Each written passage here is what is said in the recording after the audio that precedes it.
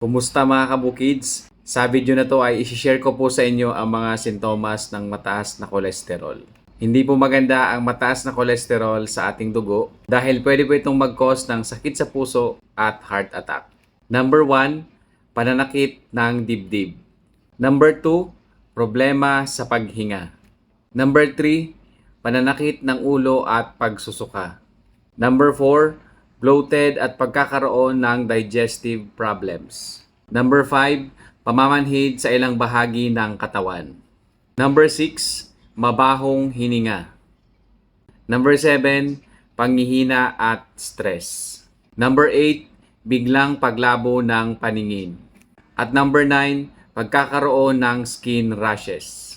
Kung nararamdaman nyo na po ang mga sintomas na to, maigi po na magpa-check up na po kayo sa doktor para mas maagapan at mabigyan po kayo ng tamang gamot.